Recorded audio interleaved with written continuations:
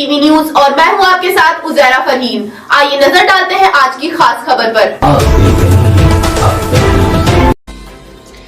खबर जनपद मथुरा से। भारत के विख्यात श्री रंगनाथ मंदिर वृंदावन में मंगलवार शाम भव्य लट्ठा मेले का आयोजन हुआ। परंपरा के अनुसार नंदोत्सव के रूप में मनाए जाने वाले इस मेले का आनंद लेने के लिए स्वयं भगवान गोदार्गमन्नार भी कल्प वृक्ष पर सवार होकर के आयोजन स्थल पहुंची। हजारों की संख्या में श्रद्धालु भक्तों की भीड़ मंदिर परिसर में उमड़ पड़ी। इस बीच अंतर्यामी अखाड़े के पहलवानों की शोभा यात्रा कालीदाह तिराहा स्थित ठाकुर अंतर्यामी मंदिर से नगर भ्रमण करते हुए रंगनाथ मंदिर पहुंची। 40 फीट ऊंचे चंदन के लट्ठे पर चढ़ने की परंपरा। लट्ठे पर चढ़ने का साहसिक प्रदर्शन देखने के लिए पहलवान एकत्रित हुए। राधा कृष्ण के नेतृत्व में पहलवानों ने ठाकुर जी का आशीर्वाद लेकर करीब 40 फीट ऊंचे चंदन की लकड़ी के लट्ठे पर बंधे नारियल और कलश को पाने की कोशिश शुरू की। पहलवान मानो सीढ़ी बना करके ऊपर चढ़ने लगे तो वहीं ऊपर मचान पर बैठे सेवाया तेल और हल्दी मिश्रित जल डालकर उन्हें नीचे गिराने का प्रयास कर रहे थे। हजारों दर्शक इस अद्भुत नृत्य का आनंद लेते हुए बार बार जयकारे लगा रहे थे। लंबे संघर्ष और कई प्रयासों के बाद अंततः पहलवानों ने ठाकुर जी की कृपा से गोल्ड हासिल कर विजय पताका फहराई। पूरा परिसर रंगनाथ भगवान जी के जयकारों से गूंज उठा। श्रद्धालुओं ने इस दिव्य परंपरा को उत्साह और भक्ति भाव से मनाया तथा ब्रजवासी गौरक्षक सेना भारत संगठन के वृंदावन नगर अध्यक्ष राहुल प्रवासी के साथ अनेकों कार्यकर्ता भी वहां पर उपस्थित रहे, जो कि आप वीडियो के माध्यम से देख सकते हैं। आइए चलते हैं हमारे संवाददाता के साथ। क्या परंपरा है? ये जब से ये मंदिर दिव्य देश बना तब से भगवान कृष्ण के जन्मोत्सव के उपलक्ष्य में ये लीला की जाती है। अंतर्यामी अखाड़ा के पहलवान आते हैं और ये इस लट्ठा पहले कई महीनों से लट्ठा तैयार किया जाता है।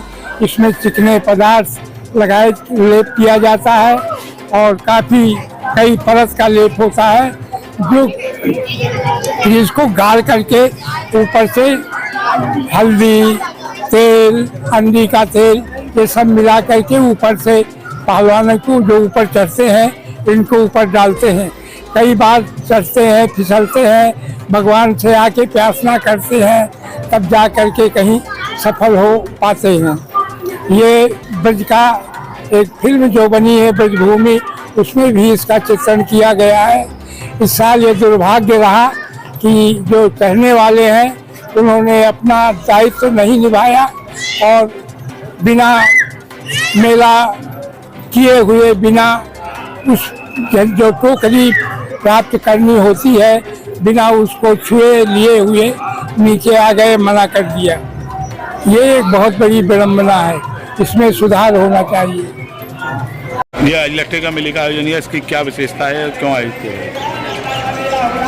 कृष्णाय वासुदेवाय हरे परमात्मने प्रणतः क्लेशनाशाय गोविंदाय नमो नमः। कृष्ण जयंती श्री संप्रदाय में वैष्णव में 4 जयंती प्रधान है। राम जयंती, नृसिंह जयंती, वामन जयंती और कृष्ण जयंती। कृष्ण जयंती में कल भगवान का त्रमंजन हुआ, महाभिषेक हुआ। पाद्यर्घ अश्वनी मधुपर्क सर्वौषधि महौषधि सुमंगली बीजास्तक पंचगव्योदकेन पंचामृत से स्नान हुआ। गंधोदक सुगंधोदक इन सब चीज़ें, हरद्रोदक इन सब से स्नान होने के पश्चात में भगवान को आभूषण अलंकार पहनाए गए।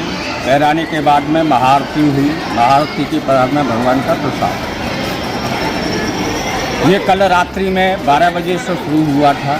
आज दूसरे दिन नंदोत्सव मनाया जाता है, जो लट्ठा की मेला के नाम से प्रसिद्ध है। दोसाट के लोग आते हैं, भगवान बाहर पधारते हैं, कदम बांध पर मुरली गान करते हुए और लट्ठे के मेले पर वो मतलब पहलवान लोग ऊपर चढ़ते हैं और चढ़ने के बाद में बार बार फिसल जाते हैं, फिर ऊपर चढ़ते हैं। इस प्रकार से ये मेला संपन्न होता है। हमारे यहाँ जो जन्माष्टमी मनाई गई है, शिंगे मासे सिते पक्षे अष्टम्याम रोहिणी युते सा जयंती विख्याता तन्मे नाम भविष्यति। संग संक्रांति हो, कृष्ण पक्ष हो, अष्टमी तिथि हो, रोहिणी नक्षत्र हो, ऐसा योग बन जाता तो सर्वोत्तम होता है। लेकिन इस बार हमारे यहाँ नक्षत्र प्रधान है, नक्षत्र से ही राशि बनती है। संक्रांति प्रधान है, उत्तरायण दक्षिणायन ऋतुओं का प्रवर्तन, विवादिक मांगलिक कार्य भी संक्रांतियों के हिसाब से होते हैं। कभी कभी संक्रांति पौष में वृश्चिक की चली जाती है, उसमें विवाह होता है। कुंभ की संक्रांति क्षेत्र में चली जाती है, उसमें विवाह होता है।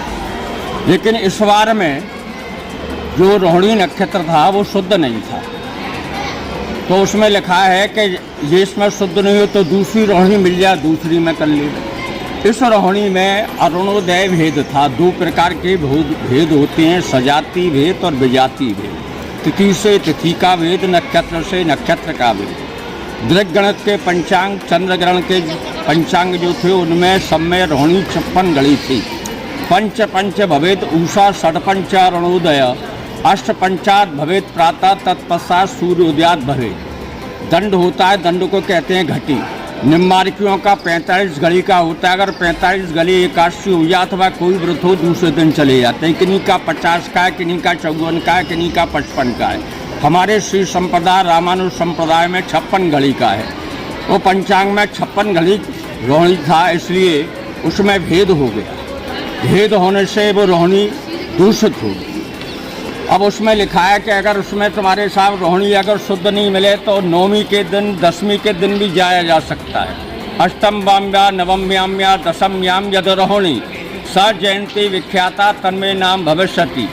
अगर उसमें तुम्हारे साहब जी के रोहिणी नहीं मिल रहा है, अष्टमी में, नवमी में मिल रहा है तो नवमी में लिया जाएगा, दसवीं में मिल रहा है तो दसवीं में लिया जाएगा, लेकिन शुद्ध रोहिणी में ही व्रत होगा। इससे पिछली बार में जो आगे पंचांग में देखा तो रोहिणी नक्षत्र है का सप्तमी के दिन था, तो लिखा है तिथि पूर्वगते तारा तारामेव परत्यजेत, और तिथि परगते तारा तारामेव परग्रहेत।